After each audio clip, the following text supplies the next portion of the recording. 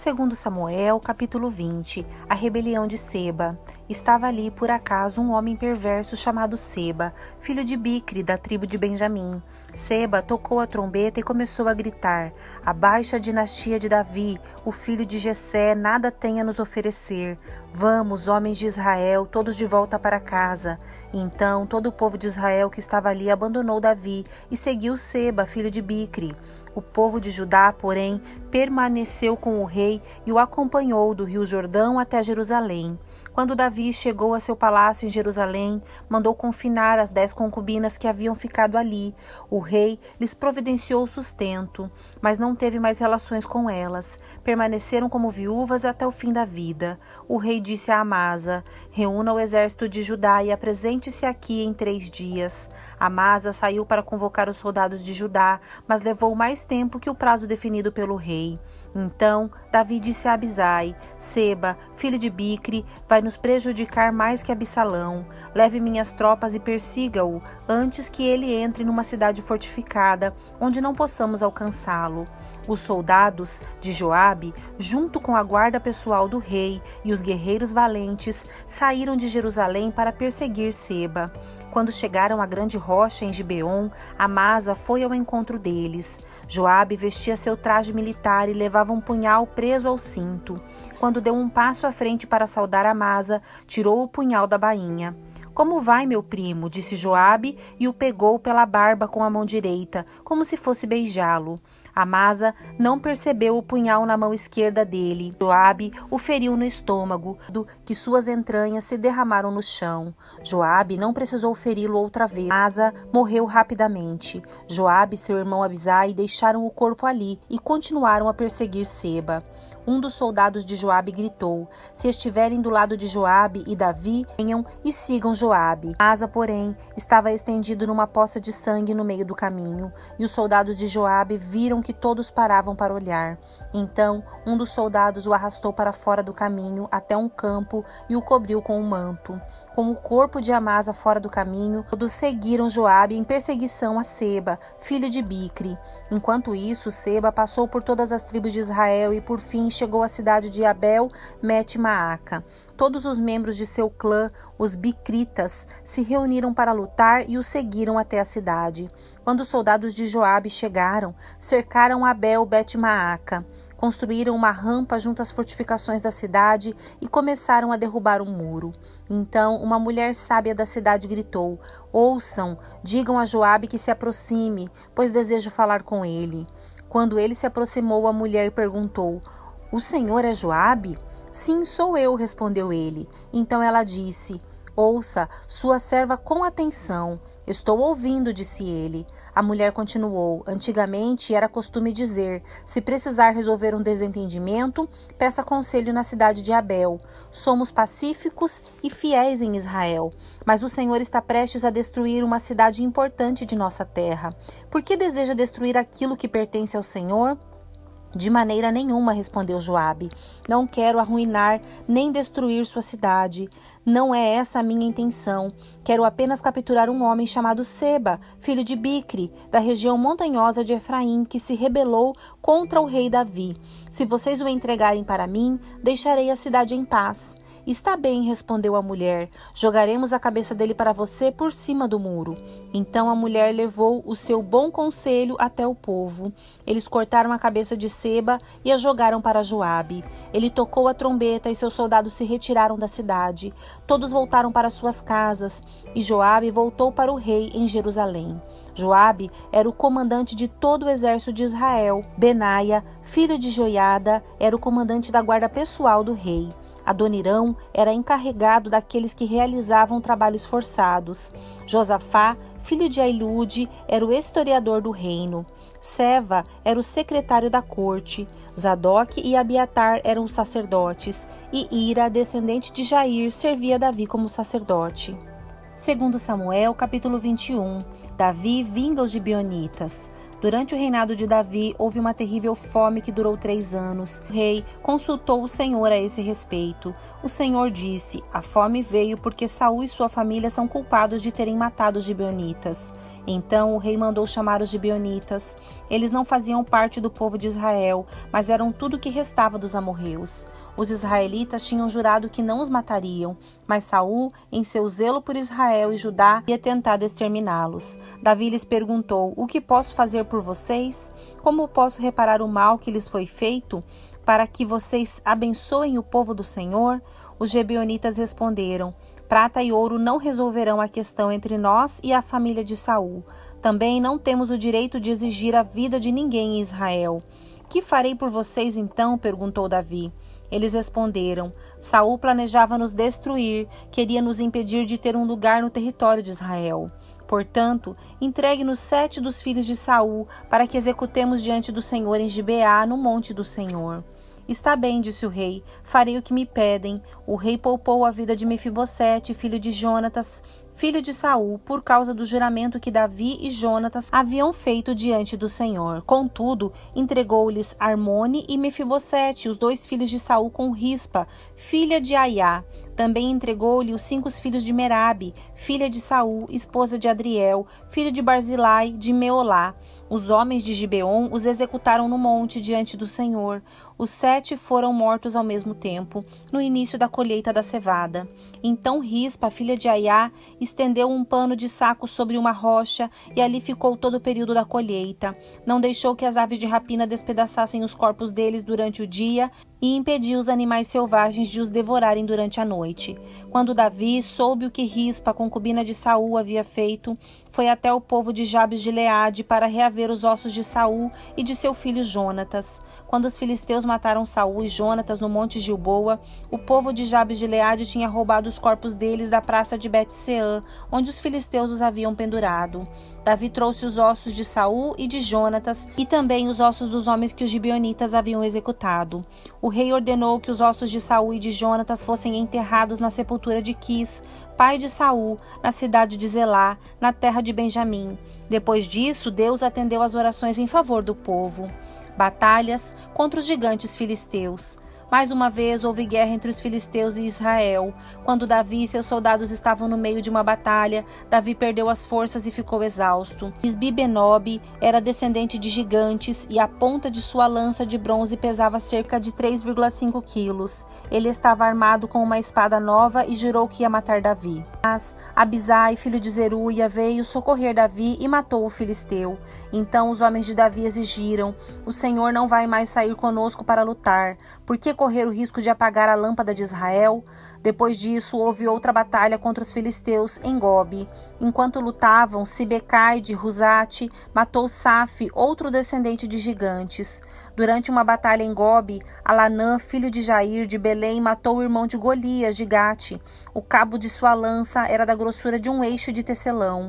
Em outra batalha com os filisteus em Gate, havia um homem de grande estatura, com 6 dedos em cada mão e 6 dedos em cada pé, 24 dedos ao todo, que também era descendente de gigantes. Mas, quando ele desafiou os israelitas e zombou deles, foi morto por Jonatas, filho de Simeia, irmão de Davi. Esses 4 filisteus eram descendentes dos gigantes de Gate, mas Davi e seus guerreiros os mataram. Segundo Samuel, capítulo 22, Cântico de louvor de Davi. Davi entoou essa canção ao Senhor no dia em que o Senhor o livrou de todos os seus inimigos e de Saul. Assim cantou: o Senhor é minha rocha, minha fortaleza e meu libertador. Meu Deus é minha rocha, em quem encontro proteção. Ele é meu escudo, o poder que me salva e meu lugar seguro. Ele é meu refúgio, meu salvador, aquele que me livra da violência. Clamei ao Senhor, que é digno de louvor, e ele me livrou de meus inimigos. As ondas da morte me cercaram, torrentes de destruição caíram sobre mim. A sepultura me envolveu em seus laços, a morte pôs uma armadilha em meu caminho. Em minha aflição clamei ao Senhor, sim, clamei a Deus por socorro. Do seu santuário ele me ouviu, meu clamor chegou a seus ouvidos. A terra se abalou e estremeceu. Tremeram os alicerces dos céus, agitaram-se por causa de sua ira. De suas narinas saiu fumaça, de sua boca fogo consumidor. brasas vivas saíram dele. Ele abriu os céus e desceu, com nuvens escuras de tempestade sobre os pés. Montado num querubim, pairava sobre as asas do vento. Envolveu-se num manto de escuridão, em densas nuvens de chuva, um clarão resplandeceu ao seu redor, e dele saíram brasas vivas.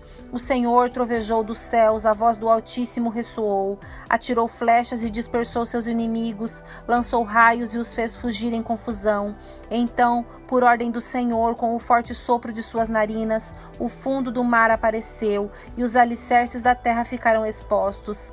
Dos céus estendeu a mão e me resgatou, tirou-me das águas profundas, livrou-me de inimigos poderosos, dos que me odiavam e eram fortes demais para mim. Quando eu estava angustiado, eles me atacaram, mas o Senhor me sustentou.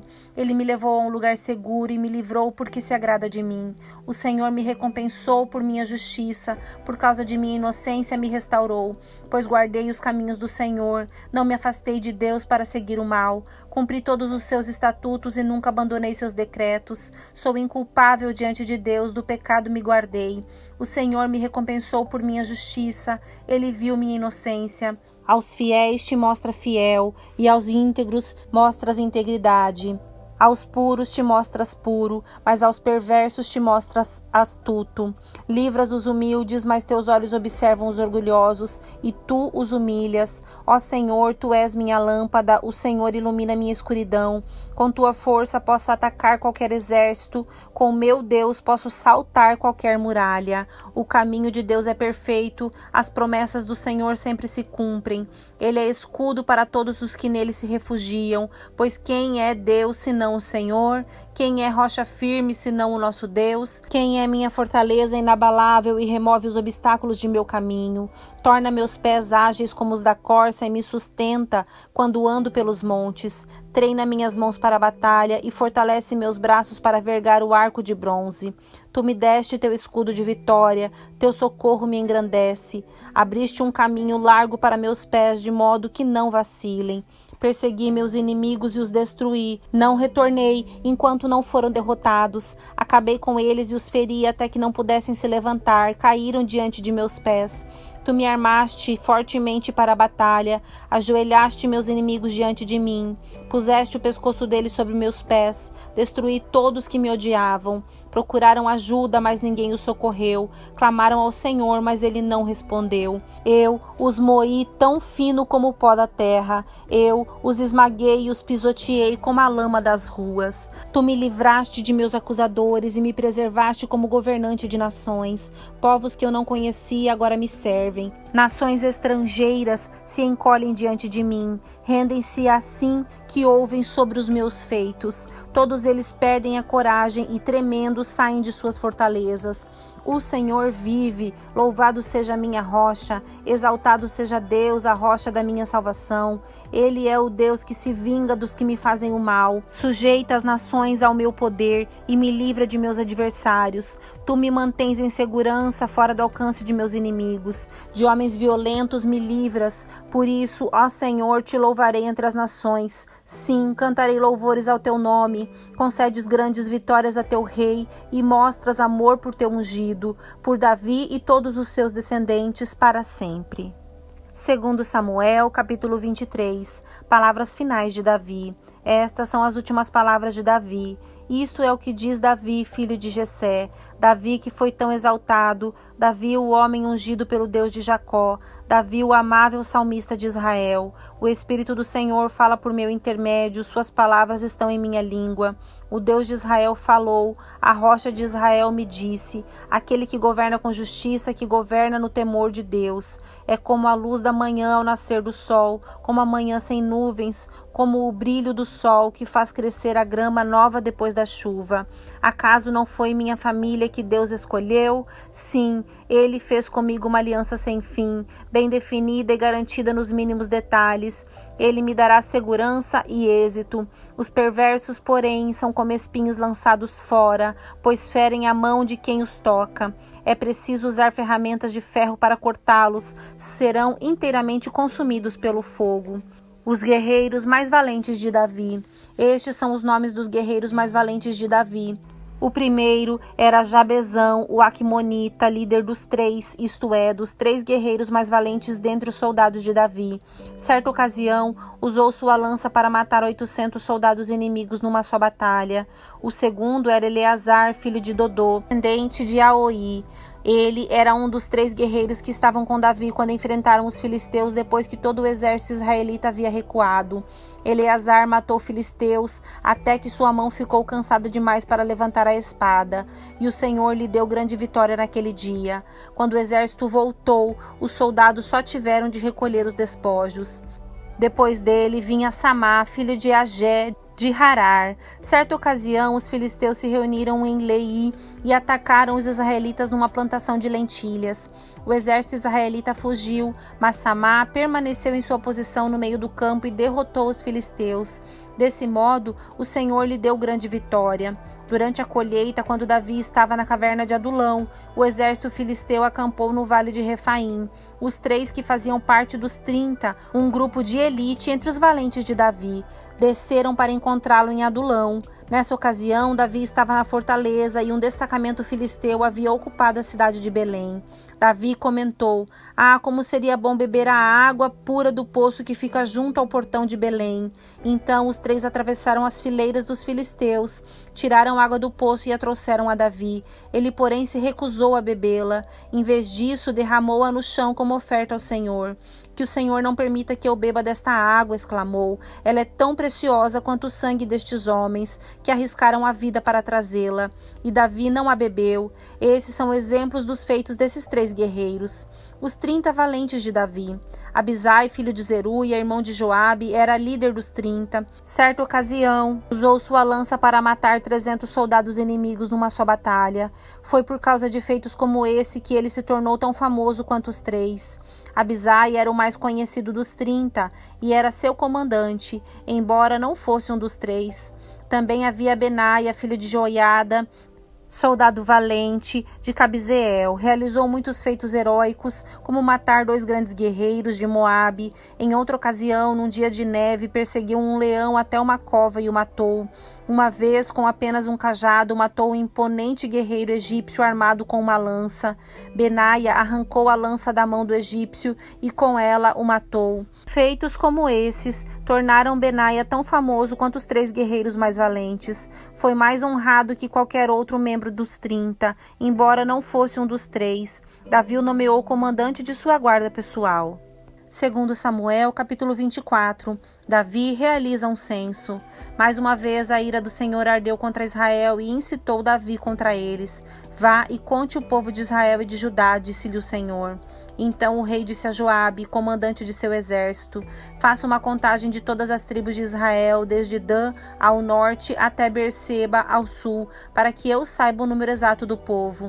Joabe, porém, respondeu ao rei: que o Senhor, seu Deus, dê ao rei vida longa para ver a população 100 vezes mais numerosa do que é hoje.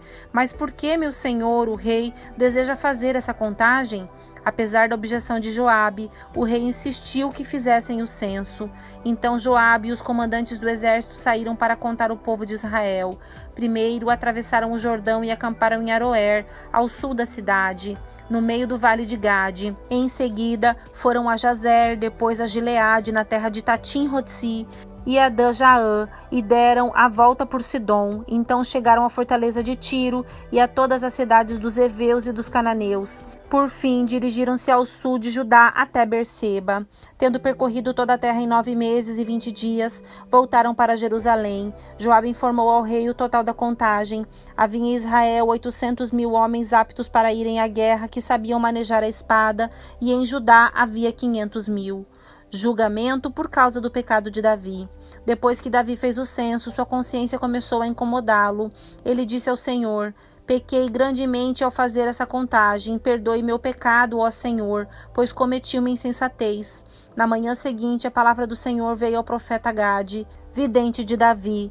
Esta foi a mensagem: vá e diga a Davi que assim diz o Senhor: darei a você 3 opções. Escolha um destes castigos e eu o aplicarei a você. Gade foi a Davi e lhe perguntou: qual dessas opções você escolhe? 3 anos de fome por toda a terra, 3 meses fugindo de seus inimigos, ou 3 dias de praga intensa por toda a terra? Pense bem e decida o que devo responder àquele que me enviou. Não tenho para onde correr nessa situação, respondeu Davi a Gade. Mas é melhor cair nas mãos do Senhor, pois sua misericórdia é grande. Que eu não caia nas mãos de homens. Então, naquela manhã, o Senhor enviou sobre Israel uma praga que durou o tempo determinado. Morreram 70.000 pessoas em todo Israel, desde Dan ao norte até Berseba ao sul. Mas quando o anjo estava pronto para destruir Jerusalém, o Senhor teve compaixão e disse ao anjo da morte: pare, já basta. Naquele momento, o anjo do Senhor estava perto da eira de Araúna, o Jebuseu. Quando Davi viu o anjo, disse ao Senhor: fui eu que pequei e fiz o que era mal, o povo é inocente. O que fizeram? Que tua ira caia sobre mim e minha família. Davi constrói um altar. Naquele dia, Gade foi a Davi e disse: vá e construam um altar para o Senhor na eira de Araúna, o Jebuseu.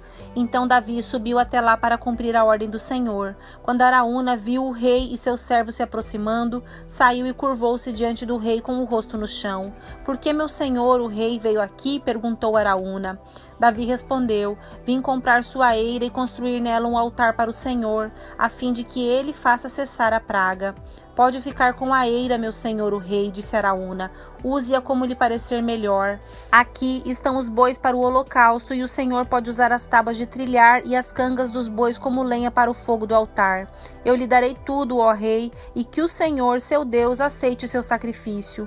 O rei, porém, respondeu a Araúna: não, faço questão de pagar por tudo. Não apresentarei ao Senhor, meu Deus, holocaustos que nada me custaram. Então Davi pagou 50 peças de prata pela eira e pelos bois. Davi construiu ali um altar ao Senhor e ofereceu holocaustos e ofertas de paz. O Senhor respondeu a sua oração em favor da terra, e a praga sobre Israel cessou.